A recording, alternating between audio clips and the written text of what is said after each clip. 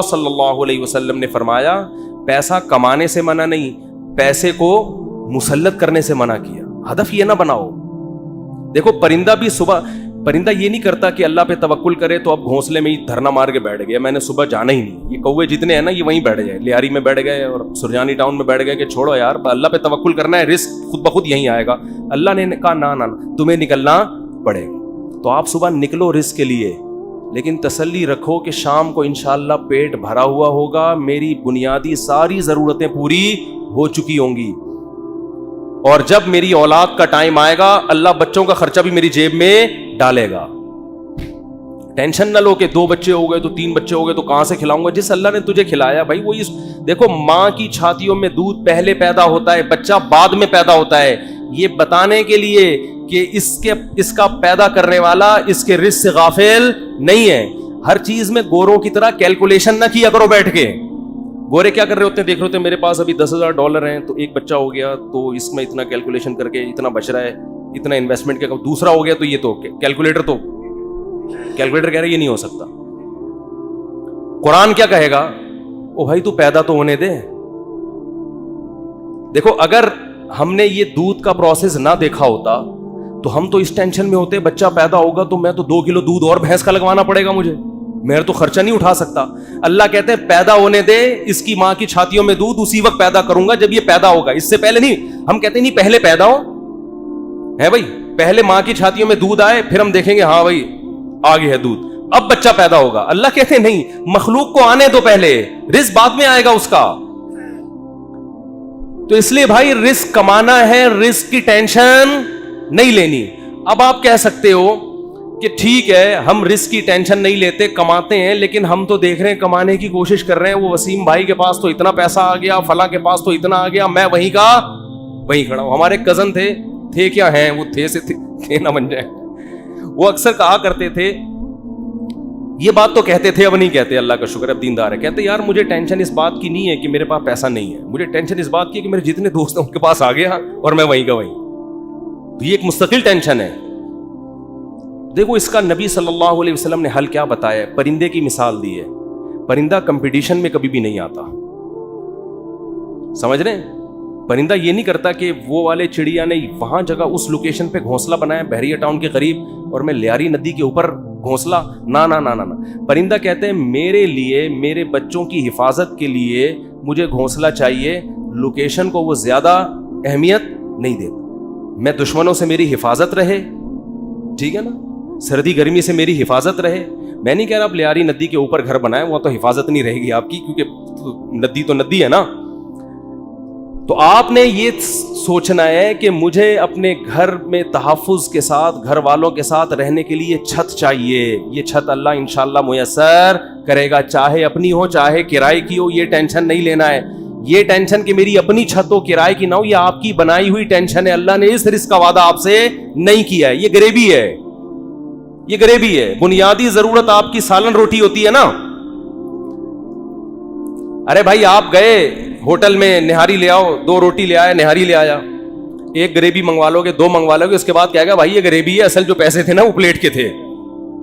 اب آپ نے غریبی کو مقصود بنا لیا, آپ جاتے ہی غریبی پہلے منگوا رہے ہو کہ یار 2 نہاری کی غریبیاں لے آ. اس کو غصہ آئے گا بھائی غریبی تو ضمناً ہوتی ہے. آج جو غریبی تھی نا, ذاتی گھر غریبی ہے, یہ بنیادی ضرورت نہیں ہے. گاڑی غریبی ہے, بنیادی ضرورت W11 میں بہت اچھی طرح سے پوری ہوتی ہے. ہم نے تو بھائی 20 سال W11 میں سفر کیا ہے اور اللہ کی قسم اب ترستے ہیں کہ W11 میں بیٹھے ہیں, لیکن اب شہرت اتنی ہو گئی کہ وہ بیٹھ نہیں سکتے. اب وہ W11 والا بھی اٹھ کے آ جائے گا کہ میں نہیں چلا رہا, میں گپ شپ کر رہا ہوں آپ سے. ورنہ عامر بھائی W11 کا مزہ آپ نے لیا ہوگا نا. W11 کراچی کی بہترین سوغات ہے بھی. G7 4L میں اللہ دشمنوں کو بھی نہ بٹھائے. جس طرح وہ چلاتا ہے نا اتنی بڑی بس کو, ہم تو جب بھی بیٹھے ہیں 2 فٹ اچھل کے. ہمارے ایک جاننے والے ریٹائر آفیسر تھے, لیفٹیننٹ تھے, وہ بیچارے کراچی کی بس میں نا کہیں پچھلی سیٹ پہ بیٹھ گئے. اسپیڈ بریکر پہ جب اچھل کے دھڑام سے نیچے گرے, ان کی ریڑھ کی ہڈی میں مسئلہ ہو گیا, اسی میں ان کی موت واقع ہوئی ہے. اور نیوی کا آفیسر بیچارہ جنگوں میں شہید نہیں ہوا,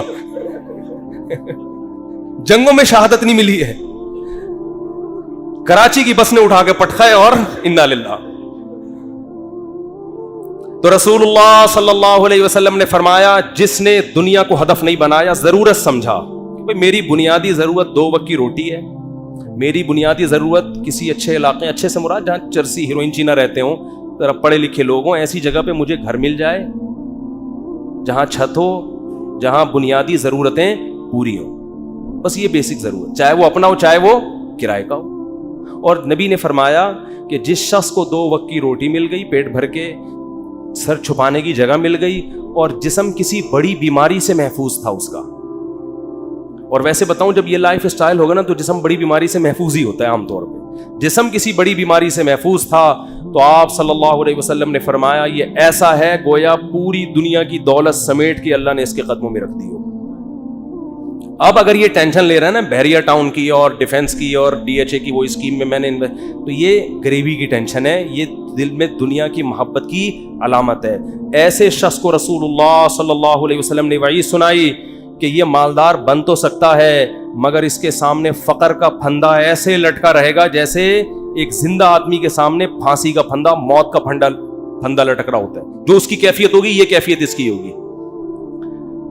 तो भाई पैसा कमाओ, पैसे से दिल ना लगाओ। और दिल से पैसा निकालने का तरीका क्या है? खर्च करो।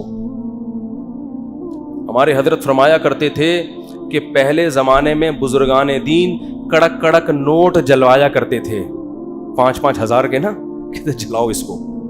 आज इसकी इजाजत नहीं है, इसमें नुकसान है, लेकिन दिल से निकालने के लिए ना जलवाते थे। तो आप जलाएं नहीं, खर्च करें। कभी कभार ऐसे गड्डी निकाल के किसी अच्छे ट्रस्ट में दे दी, किसी गरीब को दे दी। और सबसे ज्यादा मिस्दाक पैसा खर्च करने का आपके करीबी रिश्तेदार हैं, उनको दो। आजकल लोगों ने हदिये रिश्तेदारों में देना छोड़ दिया है। बस ईद बकरीद पे कोई खाना वाना खिला देते हैं, भाई बहन को लिफाफे में गड्डी डाले, पकड़ा दे, जलेगा। जब ये दिल जले ना, इतना सदका हो कि दिल में आरे चले, तो ये आरे चलने से दिल आईने की तरह शफाफ हो जाएगा। शायर ने कहा है ना, आईना बनता है रगड़े लाख जब खाता है दिल, कुछ ना पूछो दिल बड़ी मुश्किल से बन पाता है दिल। दिल को दिल बनाना थोड़ा डिफिकल्ट काम है, तो उसका तरीका ये है कि इसमें जरा रंदा चलेगा ना, रगड़ा लगेगा।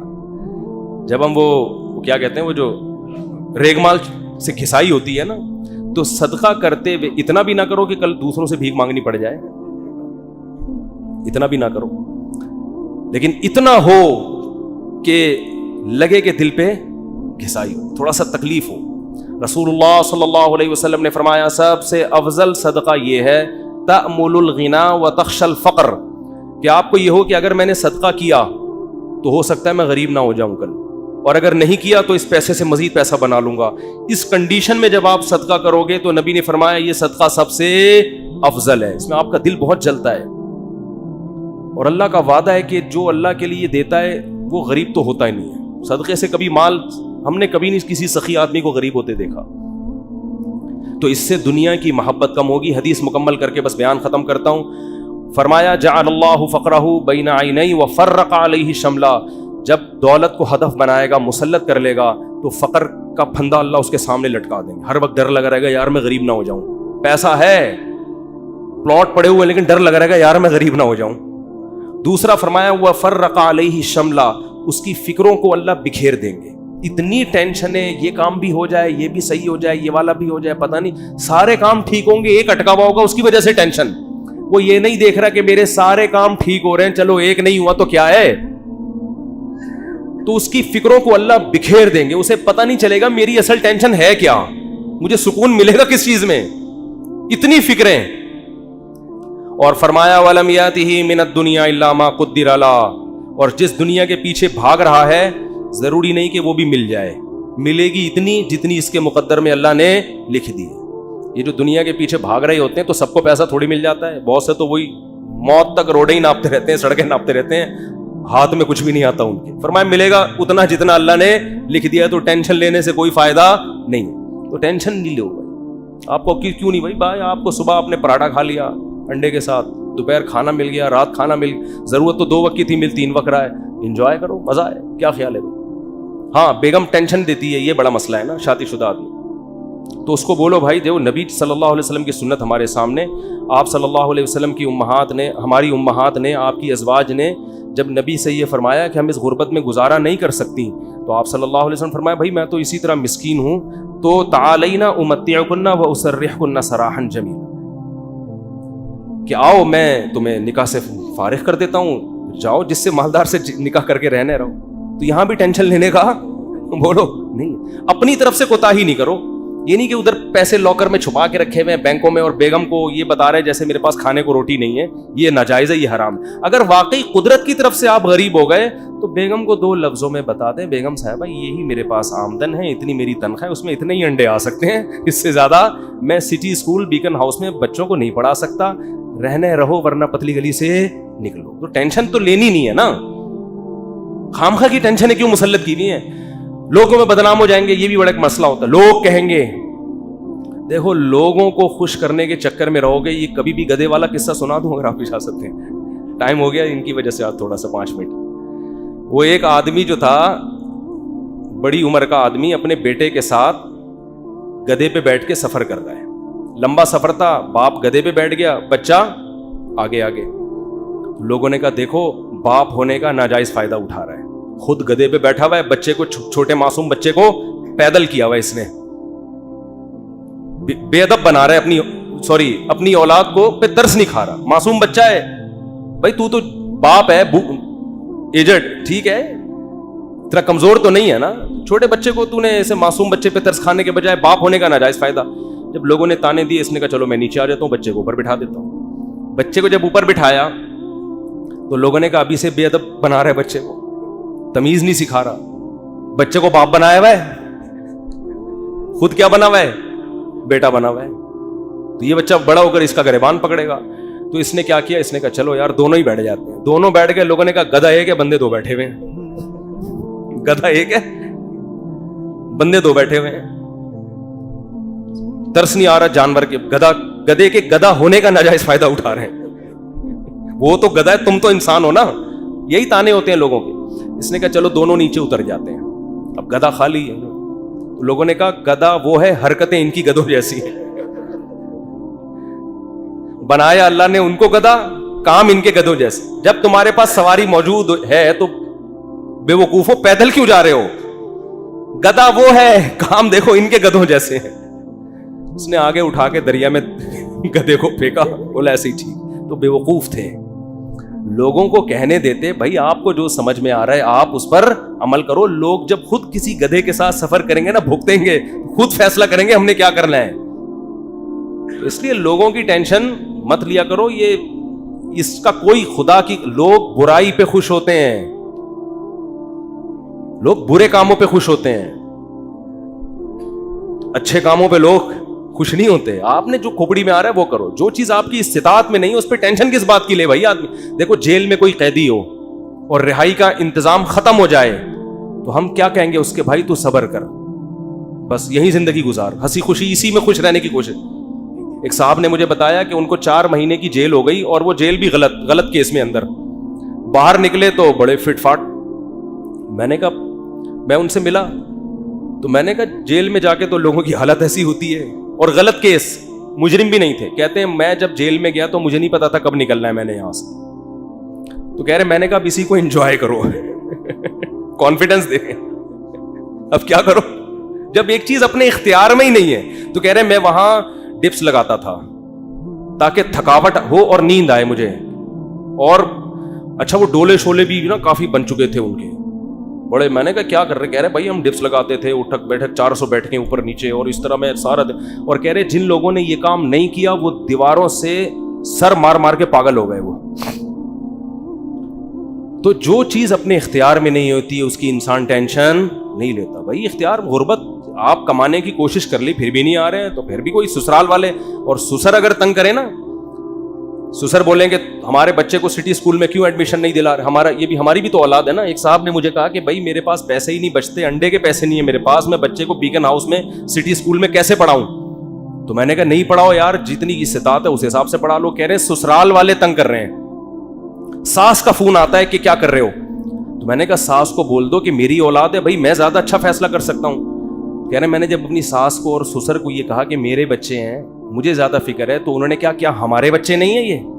یعنی ہماری بھی تو بیٹی کی اولاد ہے، کیا ہمارے بچے نہیں ہیں؟ تو وہ داماد مجھے فون کر کے کہہ رہے ہیں کہ میری ساس سسر نے کہا کہ کیا یہ ہمارے بچے نہیں ہیں؟ تو حضرت اس بات کے آگے میں کیا ہو گیا؟ خاموش. میں نے کہا یہیں سے تو بات شروع ہوئی تھی، یہیں سے تو بات شروع ہوئی تھی.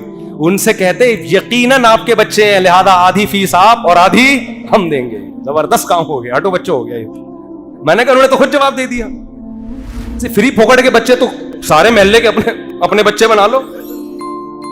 میں نے کہا ان سے بولو سٹی اسکول کی آدھی فیس آپ دیں گے کیونکہ آپ کے بچے بھی ہیں، ورنہ صرف مشورے کی حد تک نہیں ہوتا یہ. تو میں نے کہا بھائی ٹینشن نہیں لے، جتنی تیرے اندر گنجائش ہے ٹھیک ہے، نہیں ہے تو نہیں ہے. تو اللہ سے دعا ہے، وقت پورا ہو گیا، اب ٹاپک پھر اگلے ہفتے انشاءاللہ مکمل کریں گے.